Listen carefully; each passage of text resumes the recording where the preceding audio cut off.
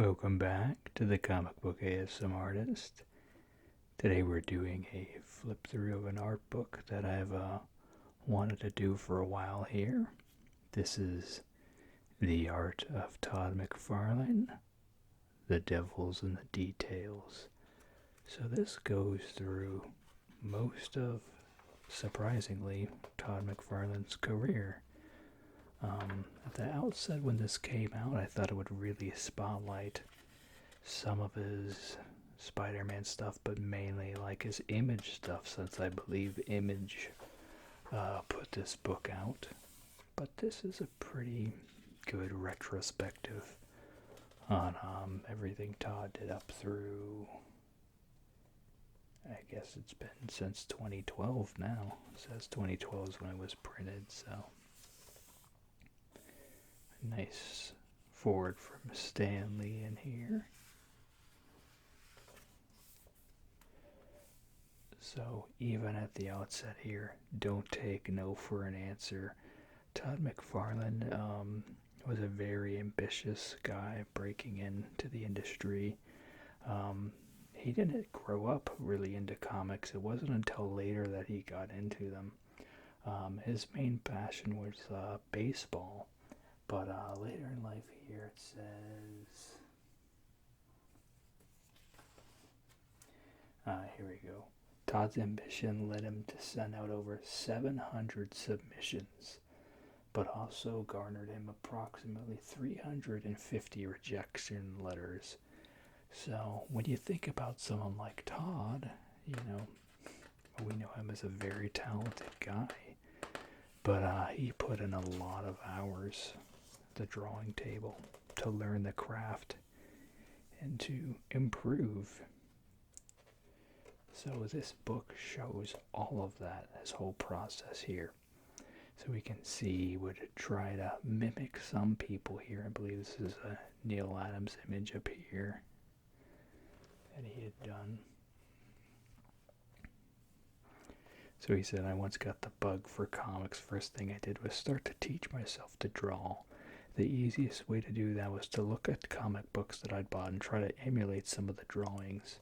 And later on, when he said he did, he is, rather than trying to emulate the pros he really respected, he started to draw some of the books that weren't really what he considered his favorites. So he would see, I don't know an artist in particular, but basically he would see if he could do what he would consider a better take on a certain book than another artist.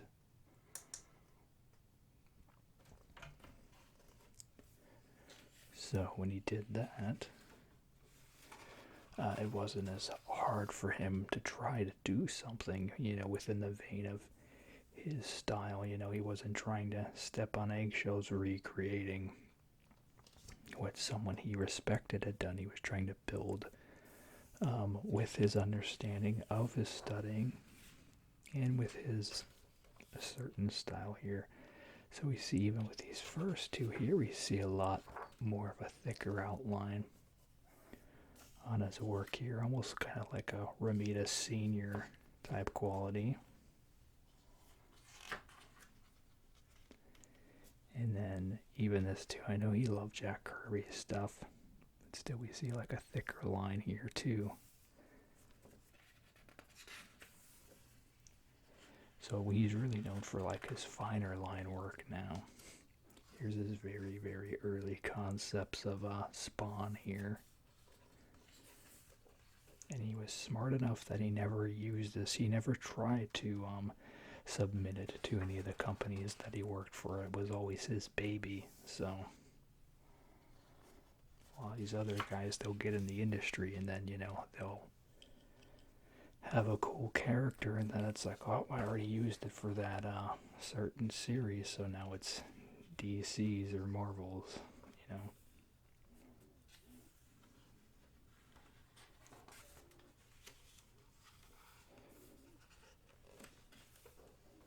yeah, all this is the early stuff here. So here's a Batman he did. And you can see he took on a kind of a different approach with the Batman here. It's just all spikes really, and from Spawn, like course. Now this pose here he does quite a bit in his drawings. You'll see in here. He uses different characters. This is a Daredevil one here.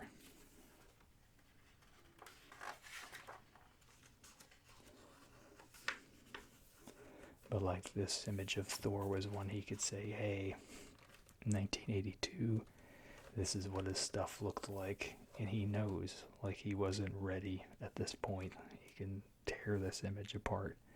So that's the thing too, is he was actually learning and, you know, continuing to improve. And he put in a lot of work.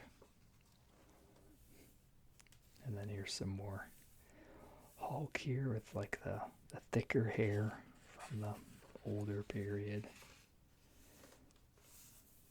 I think this is Blood, Sweat, and Tears were these characters here.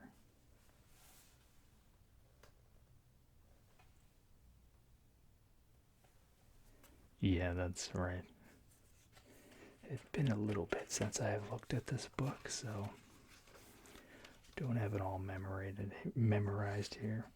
So the person who can just do poses as a cover artist, they'll never be asked to do the interior of a book.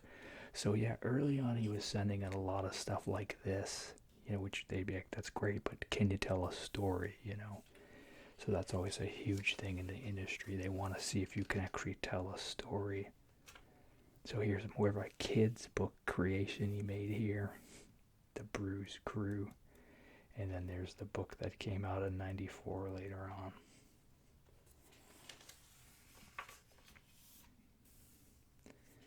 So here's some school things he's done here.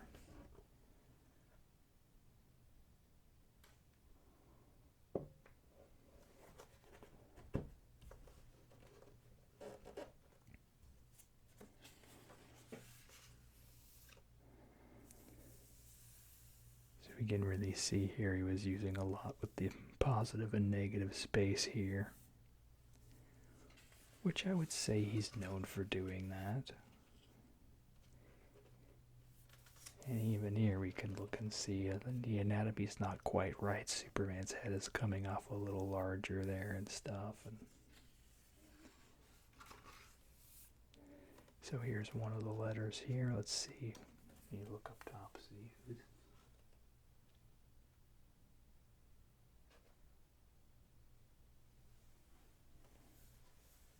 Not sure who wrote him this one here.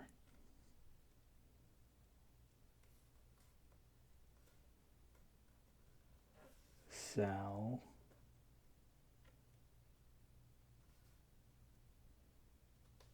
Sal Amendola.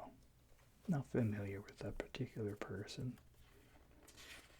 So here we can see a lot more of like the noodling he did with the backgrounds and design choices there. So this may have been the first like sequential stuff he tried to submit.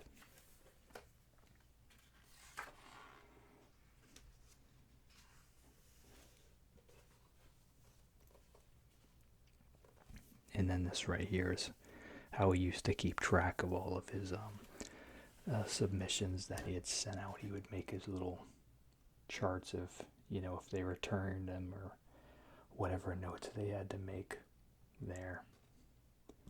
And then there's a bunch of the envelopes he kept. I sent more than 700 submissions and got hundreds of rejection letters.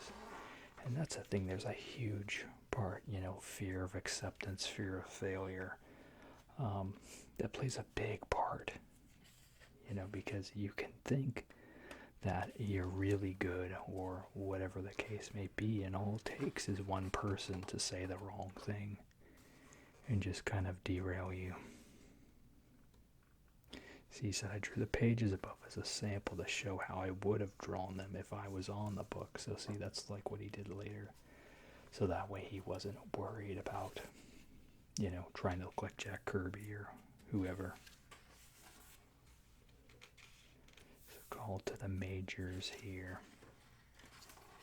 So this is when he's talking about, this is Coyote, I believe. Yes, this is Coyote number 11, I believe. It's his first professional gig right there. And all the work he put in on the building and stuff there, like you guys know I have such a difficult time with buildings and all that stuff. So let's see what this is. This is one of the very first art jobs I ever did and got paid for. At this point I was getting $60 a page, given that I was only making $200 a month as a janitor through my baseball scholarship at college. All of a sudden, 10 pages at $60. I tripled my salary and was now living like a king, he thought. This is part of his agreement here.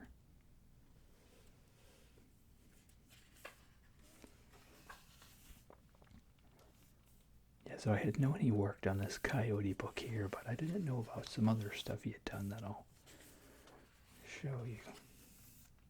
Is how he talks about, pushing the background and the foreground, trying to make it more dimensional. Yeah, see, this is that same pose he had the Daredevil in right there.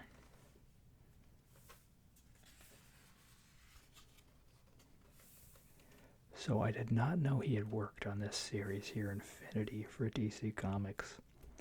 So when I saw this was actually brand new to me. Now, he didn't work at the start of the book. I think he came in like mid-series on it. Might even say which issue. This says 14. He may have started on 14. Yeah, so he started 14. He was supposed to be a guest penciler, and then the next one he took it over. So I didn't know about this. And then this is, some of the scripting notes here, some of the roughs, and then the final work.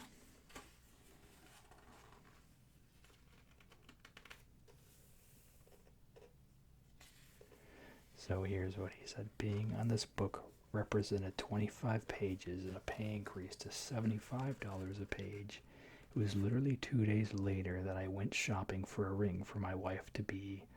The 2 years on Infinity Incorporated set me up for what was to become the rest of my career. So I'm curious to go back and actually read and collect these books, because even now I don't really have a firm understanding on them. Here's some of the covers here.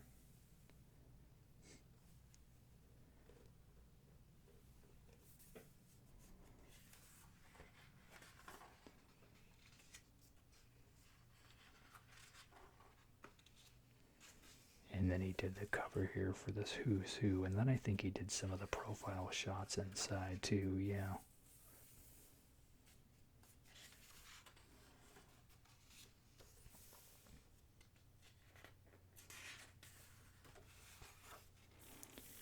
And then he worked on Hulk. I did know about that. And I see Daredevil pages here. I didn't even know he had worked on Daredevil either.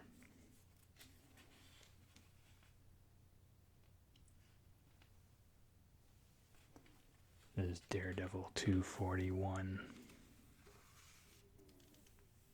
And so with his Hulk, he gave him more of like a, kind of like a, I guess, ape-ish sort of face than anything else. And then he was emulating like the old Frankenstein. Little bit of hair on top here.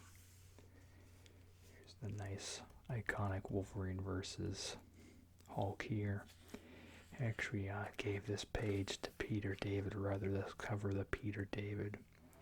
Fortunately, later on, Peter David did auction it off, I believe. This is one of those covers that Todd wished he had never parted with. And I do have this story here in a trade, so it might be something I do for a future reading series. I have his early Hulk stuff here, and then I have most of his Spider-Man. I'm missing like the later bit of Spider-Man before he left for Image. I have the Torment storyline, but I'm missing the ones after that. So, and then this I knew about the Batman. This is more or less year 2 here, which the first part was drawn by Alan Davis. And then Todd worked on the later issues. And I do have the trade for this too, so this might be another one. So I really love like this image here with the headstone. Really powerful there. And then you'll see the image with the gun. I don't think he drew that one though. I think that might have been Alan Davis. But here's some more of his cape work here, which he loves to do.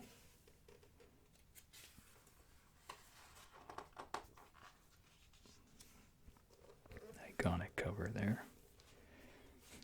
And then you can almost swap out Batman's body here for Spawn in this image. They may have even ended a book similarly.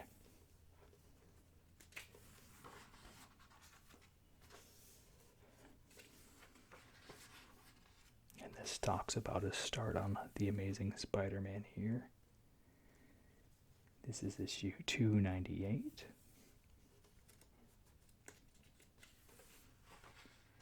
With Chance. And then, of course, there's the iconic issue number 300 here, which is the introduction of Venom. Cool image of Spidey with the snow here.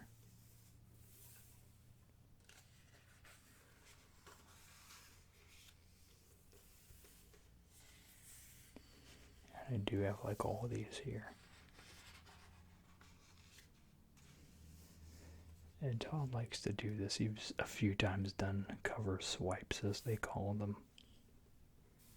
And there's the Humbug.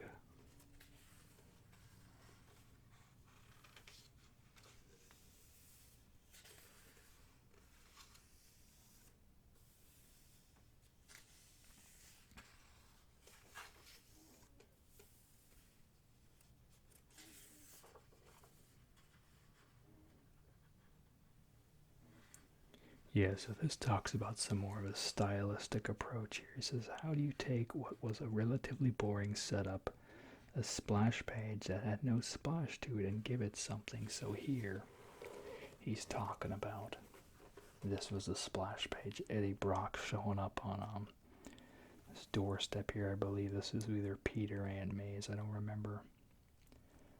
But he's talking about how he added the hands here to give it that same, dimensional depth.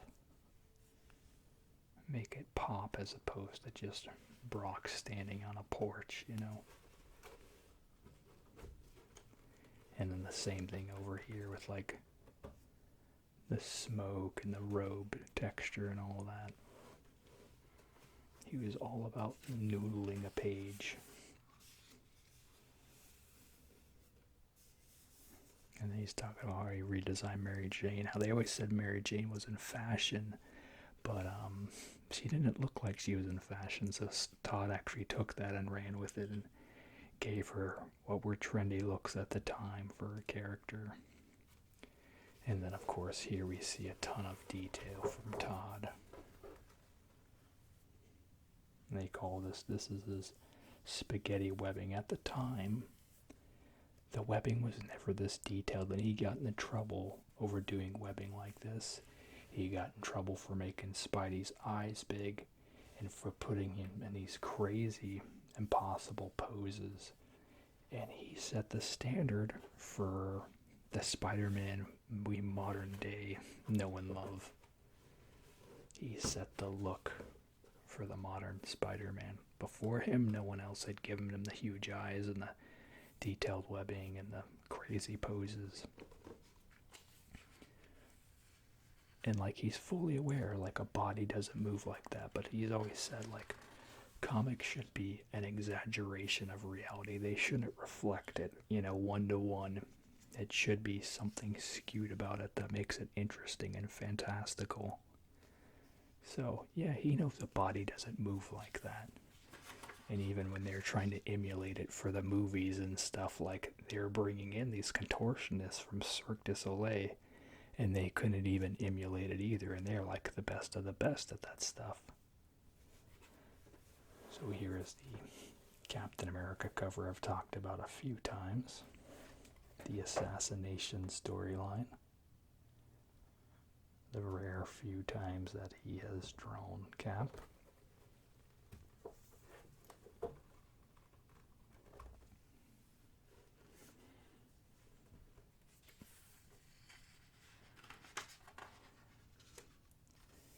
And of course, Spider-Man #1, he was given writing duties and just full run on his own Spider-Man books. This is one of the highest selling books of all time. I forget how many million. Let's see.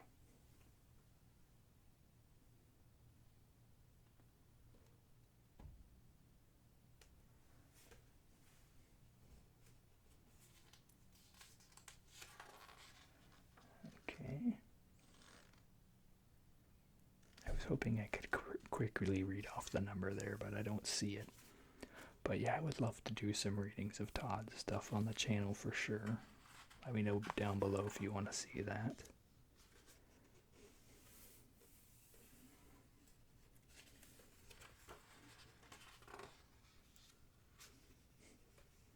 Here we go. Here's a colored in splash here to give you a little more of an idea in case you haven't seen Todd's stuff. There it is.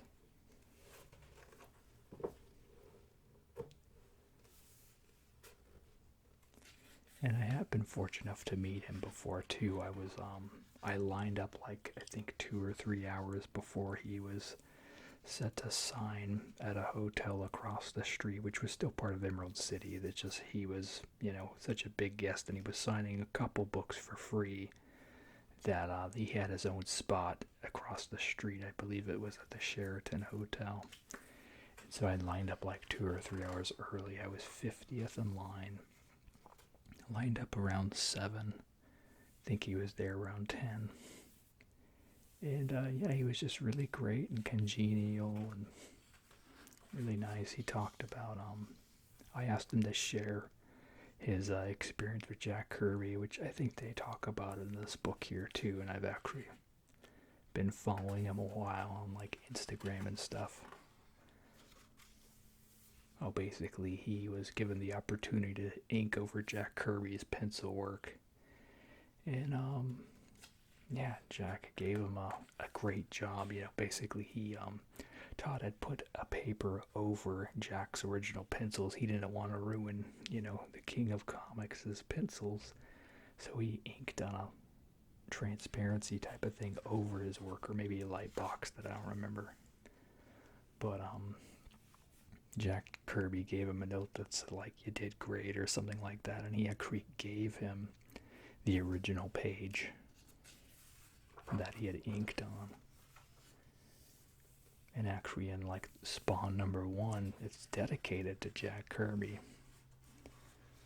Which, as I've said before, Todd's very rock and roll and gritty and controversial at times. And, Jack Kirby is definitely a rough guy and everything, but, when you think of the more classic approach to comics, the Americana, apple pie, the chiseled jaw type stuff, and, pretty much early Marvel is Jack Kirby's work, for the most part. So, when you look at something like this, that's just so gritty and weird and bizarre, and he was inspired by Jack, whose style was so very different. It's just kind of surprising to me that, even Todd, whose style lended what seemed to be something else entirely, he still loved, respected, and looked up to Jack Kirby and the King of Comics work. So here's another nice detail here with a promo. See all the detailed webbing. There's a color image there.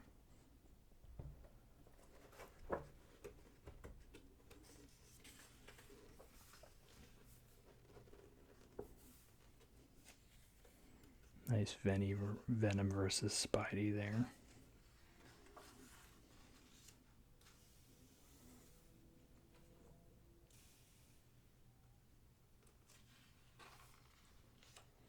And what's funny is I think the thing that the first time I personally remember seeing Todd McFarlane's work was actually on some Spider-Man Valentines that someone had given me or whatever.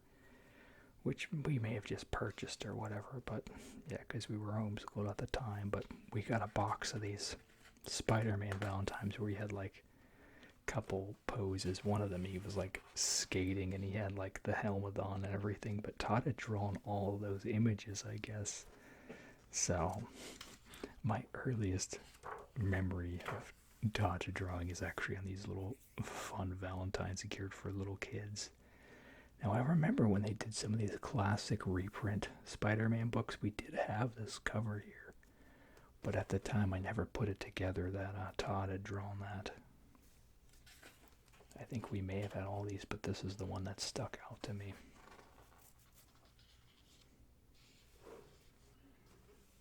And then there was a period where he was like doing all these guest spot books covers. Marvel Age here. Got to see him do some X-Men work and stuff, which was exciting for him. Like he said, I like doing these covers because I got to draw a different character along with Spidey almost every book, because he hadn't played in these other areas before, just in those couple that I had mentioned earlier.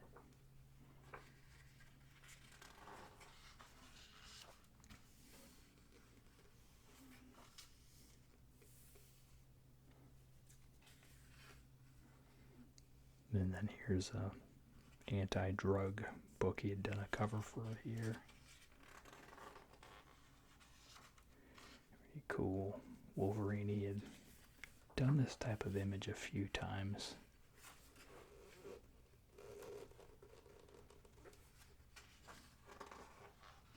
And then I remember my brother had a Superman poster book that had this image in it. And once again, I didn't know that it was Todd's work at the time, which now I can see it, but at the time, I wasn't picking out artists. I was like maybe 6 or something. Yeah, this is 92, so I would have been 7. And then, surprise, surprise, I didn't know about this either here. He had posted this kind of, within the past year or so, but I saw this image of Superman, and I was surprised because I never know he had done this type of work at DC. I know he mentioned the other book, but this too, I didn't know that this was Invasion, I want to say. Yeah, the Invasion miniseries. Once again, had no idea that he had done that, so this is another thing I'd like to hunt down and check out.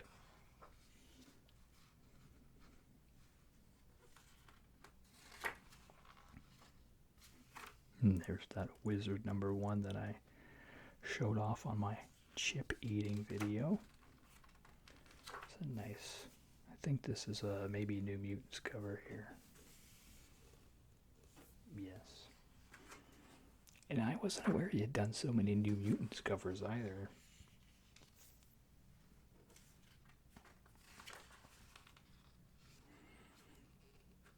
Now here, this is what set him off here. This page, right, that cemented in my mind that I was going to leave Marvel. Basically, they had a problem with him taking his sword and sticking it through Juggernaut's eye. They thought that was too graphic. So rather, they wanted to have a beam go into Juggernaut's eye, but have that be off screen and implied rather than visually seen. But this right here was what set Todd off.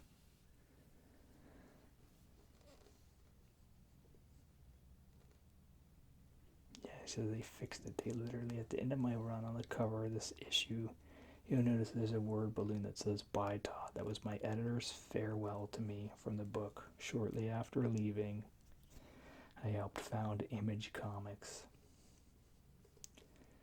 So he says, let's see here. It's small for me to read. I'll get in close here. And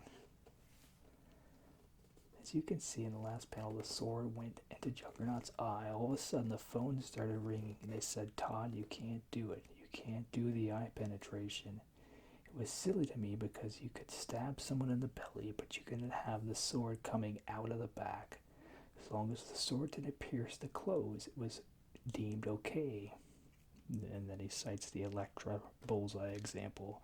For me, that moment where they said I could have a sword penetrating his hand, or through his mouth, or out his neck, but not orbital penetration. This page literally is the straw that broke the camel's back for me. I told them, I will fix this page, I'll do what you want me to do, but I'm telling you, I'm done with this book. I'm done drawing, I can't do this anymore. So this was it right here. So then we have the creating of image. Here's early Spawn color, different color scheme. This was maybe in the 80s. No, 77. Wow.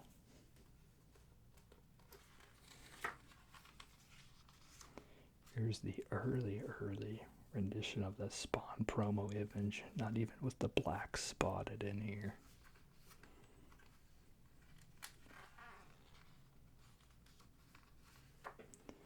He said, I drew this the very same day we quit. So as soon as image was formed, boom, this came out of Todd.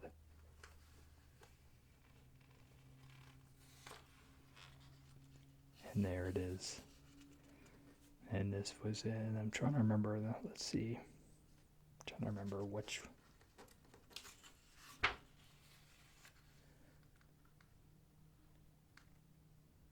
I'm sure you guys know what it is, but I know this image, but I forget where it showed up in.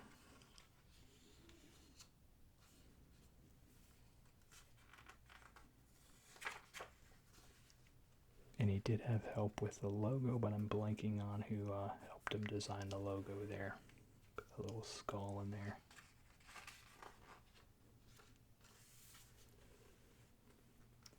And then as a little kid, I sat back from afar, just blown away by seeing on the newsstands, the Wizard covers and stuff with this. Which, as I said, my mom was very conservative and protective, so I didn't get to read this stuff. But I, saw it and just kind of was super impressed by it, from what I could see from the outside.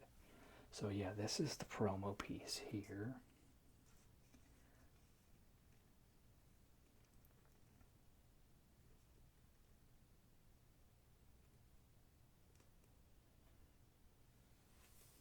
Well, this is talking about on the Wizard thing, but I know that it was printed in something else before Wizard.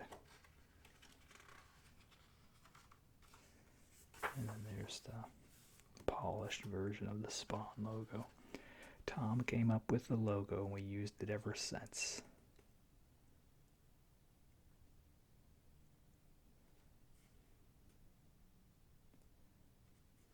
I can't pronounce his last name. Tom Orzechinowski.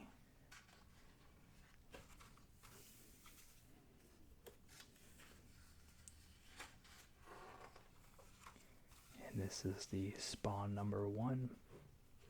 And I have a little, the reprint they did, it's all of like the artist pages here that they scanned in. But it's just, I just have the little floppy comic. I don't have the big art edition. I'd like to get that one day, but I do have, when they released the artist version of just the floppy, so that's something you want to see. Once again, let me know down below. So yeah, you can see how he changed in the early days. See all the thinner lines in here, the different line weights he'd learned and stuff, and how to use them effectively. Like, I'm definitely not there as an artist for sure. Like, I know I have a lot of work that I need to do. But I can look at his stuff and tell the hard work paid off.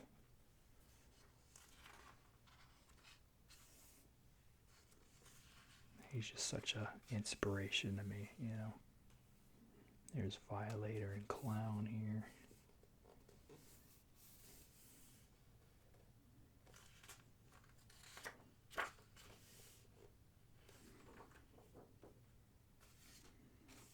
His wife.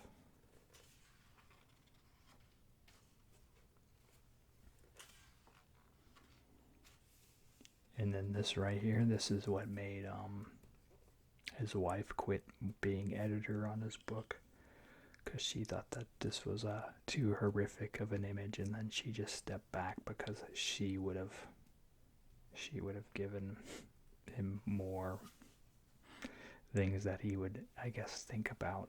And so rather than create that tension, she stepped away. And here we see this is the rough of it. I think this is just penciled, so we can see a bit more of a what is his name? Tommy Kincaid. No, it's Billy Kincaid. Let's see, that's the painter's name. So yeah, you can see more of his facial features here. So they didn't go that route. I guess, like, even with that, they kind of pulled back a bit, and they went more for the gore here, the blood and stuff over the visual connection with the lifeless face. And they just brought him back in the comics, working with the underworld or something. They just like teased his face. So, and then here, there's Todd's write up. He says, Spawn is a killer. He is not Batman. He will mess you up. He will kill you if he deems it to be so. It's a key moment for me in describing who this character is. So if you guys don't know the background of Billy Kincaid, is he was more or less a child molester, and Spawn gets wind of him and does this to him.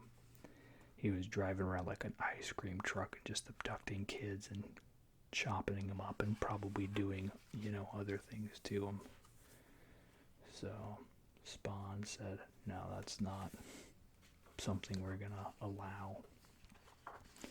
And yeah, his justice is a little darker than your average hero. And I appreciate that. Like I said, he's not your standard hero, but I can appreciate the stories that Todd tells and just his different musings here. And this right here, this is actually my first brush with Cerebus. I didn't know anything about the character. My brother had bought this comic. I remember the cover, and I remember this image here, which was pretty much a commentary about creators' rights in comics, and we can see all these iconic Marvel and DC characters' hands sticking out. There's Batman and Superman. But they never reprint this, but I do have this coming, so I'll be excited to show that off. And then actually Dave Sim is going to do a black and white Kickstarter for this issue here coming soon. And the copy of this I'm getting is signed by Dave Sim for his recent Kickstarter. He did it unrelated, but it was like just kind of a side thing. He had a few on hand.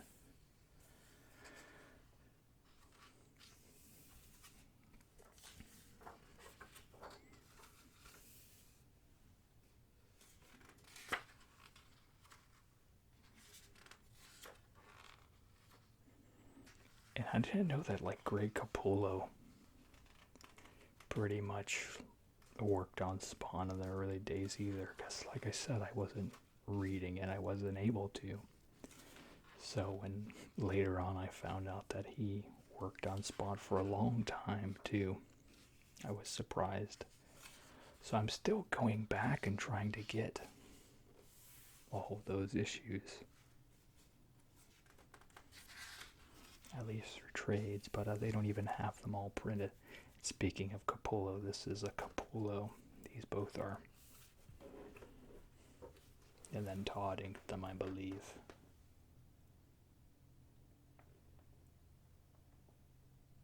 There's a signature there. And the same there.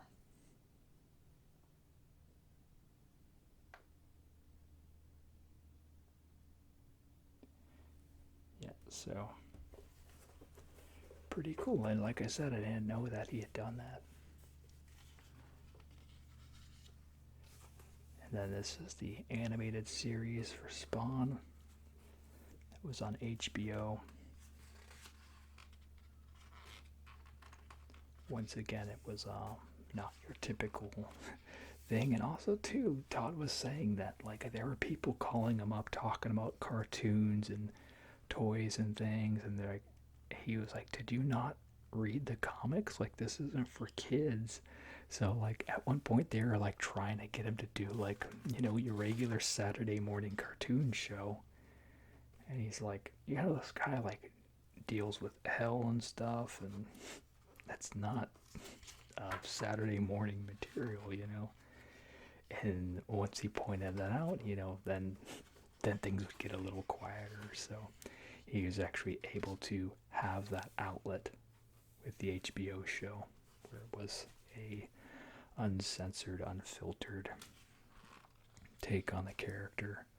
Which, if I recall, even some bits were more gritty on the cartoon than the books. I don't remember there being as much swearing in the comics. I believe they would even say a few F words here and there on the cartoon.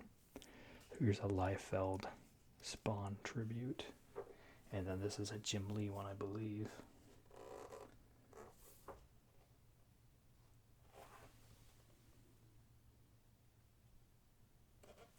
No, this one's Mark Silvestri.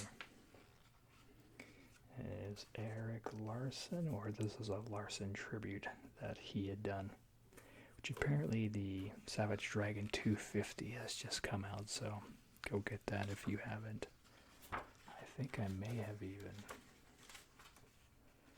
Oh yeah, here was the Jim Lee one. I was about to say. I passed it up. And then this is David Finch's take on him.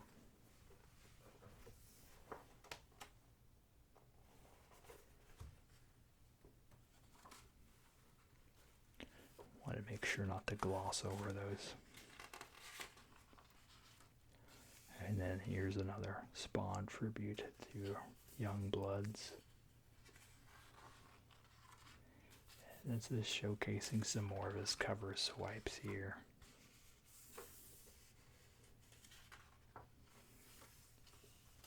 Frank Miller here.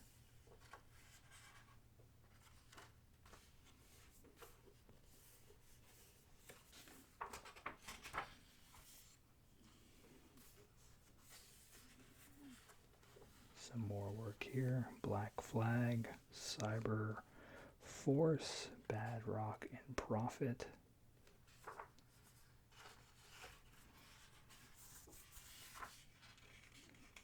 This Batman meets Spawn, which was a huge deal. This is another Capullo, I believe.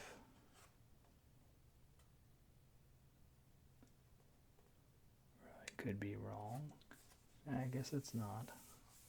He likes to do the eyes like that every now and then.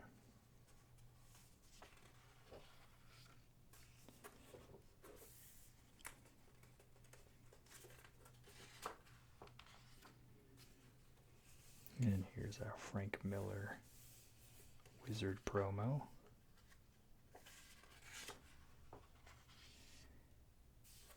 This is showing some more Savage work here. I believe this is an Ashley Wood.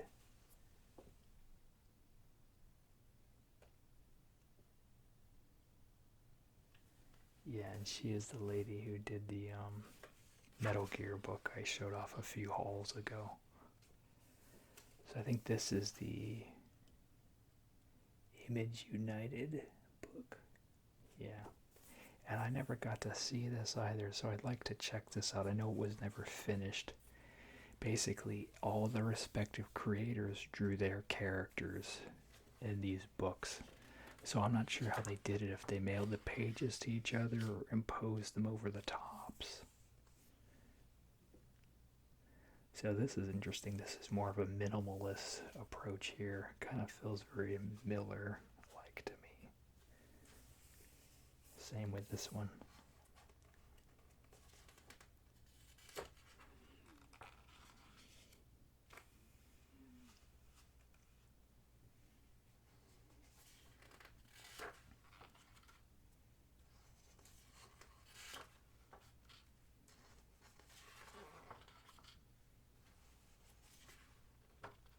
So this talks about some of the other goings on here. Yeah, so to be able to ink over Jack Kirby was the chance of a lifetime. So I guess it was this cover here, yeah. Said my career was well established at this point, and although I was considered a professional, I was able to do some projects that were true highlights. I'm almost prouder of those moments than the ongoing monthly comic that I did. He says he got a call from his editor. So this book here is Satan 6. I believe this was put out by I'm blanking on it. It's a card company. That'll come to me in a moment, I suppose. Yeah, Topps. So the card company, they started putting out comics. They had like the Jurassic Park license and Zorro and stuff. So they had like a kind of a Kirby universe thing going on, and this is one of the books here. So I'm trying to read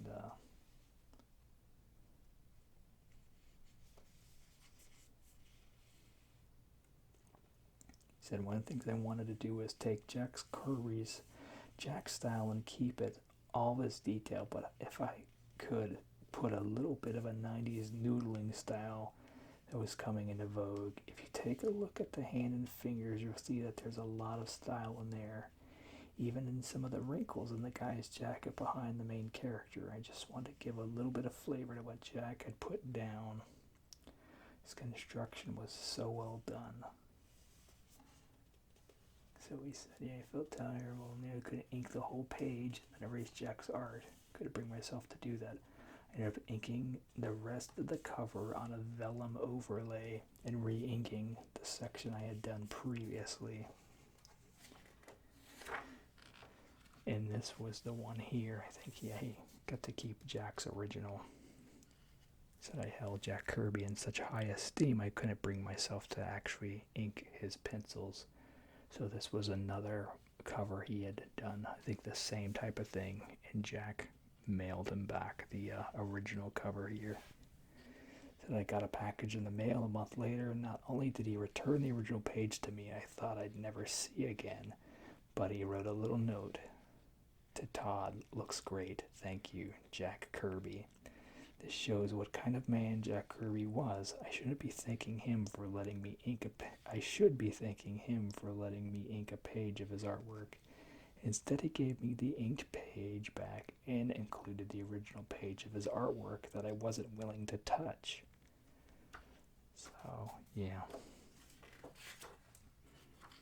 And I always ask people who got to interact with Kirby their stories, because he had died by the time, I was, into like learning artists' names and stuff like that.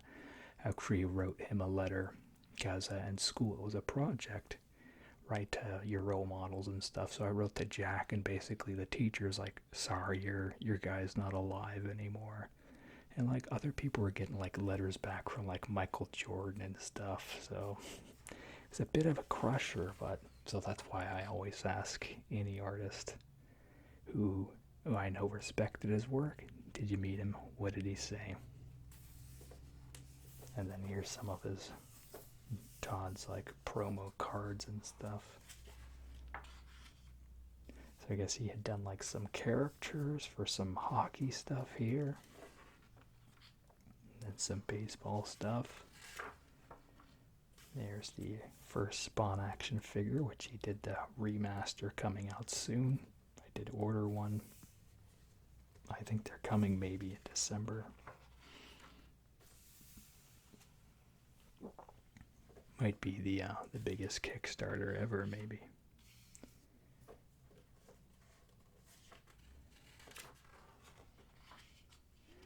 So this talks about his toys, how he innovated, using like a true 3D rendering, I guess, as opposed to a lot of guesswork, which was previously how they did figures. They would use an illustration and try to model the toy based upon illustrations rather than a full turnaround 3D computer generated image, I guess. So Todd saw that and he wanted to innovate and make super realistic figures. So chances are, if you have any detailed figures, they're either McFarlane figures or they were in some way inspired by what he did to the toy market.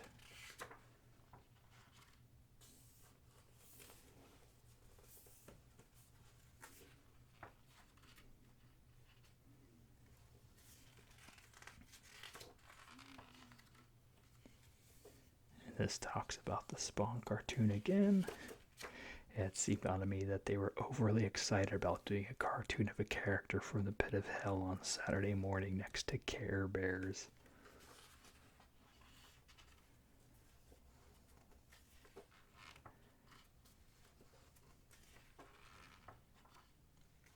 So this is more of like the character turnarounds and stuff, and like the environment's very dark, as you can see.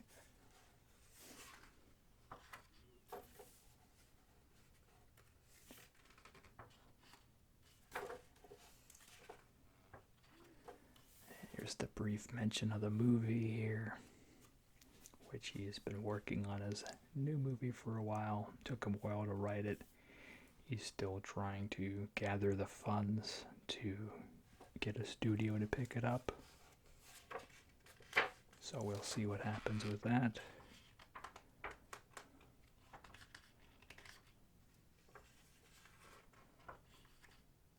Which personally I thought visually it looked pretty cool, but I know it was, they had to make it PG-13, so they had to hold back a lot. So this is the music video from Pearl Jam to the Evolution. Todd had done a lot of like the storyboard and art layout for that music video, so that's what these images here. They're pretty much like the history of war and violence. It's really twisted stuff. So you can check out that video. It's pretty crazy. And then they're doing an art book that's coming out for it soon, so try to check that out if you are interested. And then also Korn's Freak on a Leash. They did the album cover and stuff for it here, and then once again they did the animated bits for that, which I believe Capullo helped on this cover too.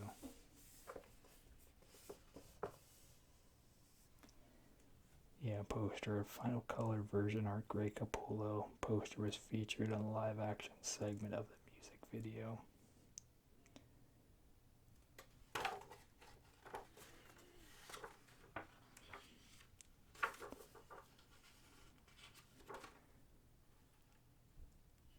So I guess this may have been something else Todd was kicking around. I'm not really sure about what this is here.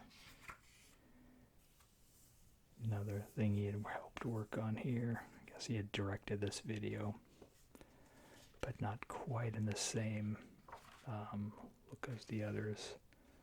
Land of Confusion by Disturbed. I think this cover is by him, or possibly him with Capullo again.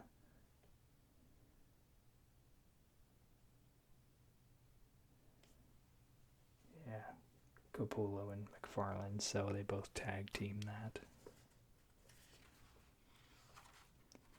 And then here's the 9/11 tribute with Joe Quesada. I think, let's see, what was the...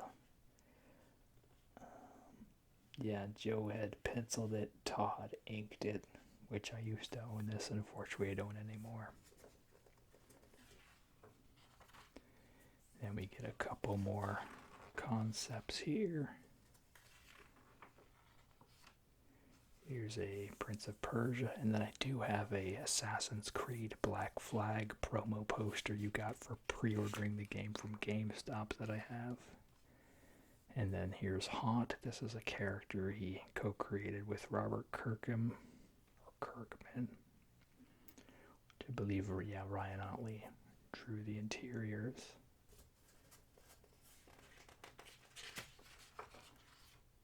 A little bit more of that work.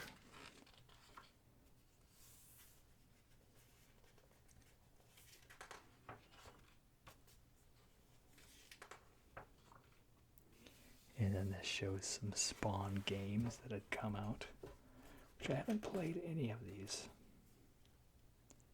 So there was one on the Super NES, PlayStation, Game Boy Color, Dreamcast, GameCube, Soul Calibur 2. I did play this game, but not the Xbox one.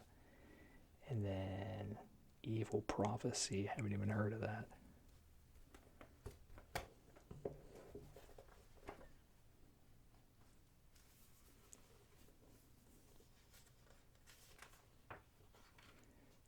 And here's a Halo piece yet done. Another thing here.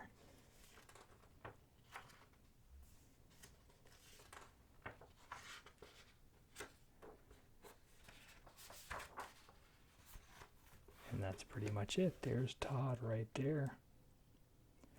So I encourage you to follow his Facebook and his Instagram. He always posts videos on there every now and then. Sometimes they're drawing, sometimes they're just checking in. Check out Spawn, check out all this stuff. So yeah, that's the end of the video. Like, comment, subscribe. Let me know what you want to see. Let me know what Todd McFarlane readings you want to see on the channel. And as always, share this out, and you all have a super slumber. Thanks. Bye.